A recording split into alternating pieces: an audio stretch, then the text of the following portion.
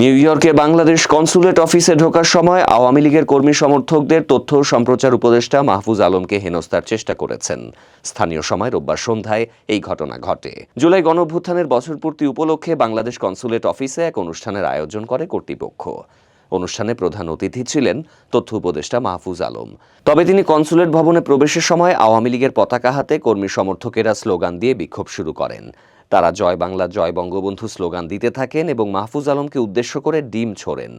এমনকি কনসুলেট ভবনের কাচের দরজা ভেঙে ফেলেন বিক্ষুব্ধরা। অনুষ্ঠানে বিশেষ অতিথি হিসেবে বক্তব্য দেন ওয়াশিংটন ডিসি থেকে আসা বাংলাদেশ দূতাবাসের প্রেস মিনিস্টার গোলাম মোর্তজা। তিনি বলেন, একটা দেশে রাজতন্ত্র চলছিল, সেই দেশের রাজা ছিলেন, রাজার বোন ছিলেন, রাজার ছেলেমেয়েরা রাজপুত্র ছিলেন, পুরো দেশটা তাদের ছিল।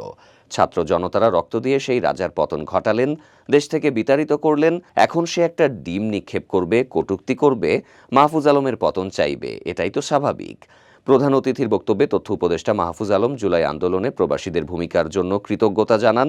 তিনি বলেন, জুলাই সনদে প্রবাসীদের অবদান উল্লেখ থাকবে। আমি কোনো রাজনৈতিক দলের অংশীজন নই। আমরা চাই ভবিষ্যতে যারাই ক্ষমতায় আসুক তারা জুলাই চেতনাকে ধারণ করে দেশ পরিচালনা করবেন। রাষ্ট্র হবে দুর্নীতিমুক্ত, জবাবদিহিমূলক। নিজের রাজনৈতিক চেতনার চেয়েও দেশকে প্রাধান্য দিতে হবে, দেশের জনগণই সর্বাগ্রে। বক্তব্য শেষে তিনি উন্মুক্ত প্রশ্নের আহ্বান জানান। এ সময় বাংলাদেশে ভারতীয় টেলিভিশন বা গণমাধ্যম বন্ধ করার প্রস্তাবের জবাবে তিনি বলেন, আমি কোনো কিছু বন্ধ করে দেওয়ার পক্ষে নেই। আমি সবসময় বিকল্প ভালোর চিন্তা করেছি। আমি আওয়ামী লীগের কোনো কিছুও বন্ধ করার পক্ষে নই।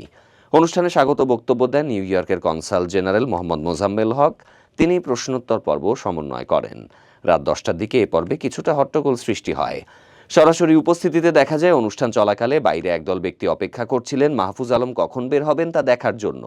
পরিস্থিতি জটিল হয়ে ওঠায় কনসুলেট কর্তৃপক্ষ পুলিশকে ডাকে। স্থানীয় সময় রাত 12টার পর new York police department NYPD নিরাপত্তায় কনসুলেট ভবন ত্যাগ করেন তথ্য উপদেষ্টা মাহফুজ আলম।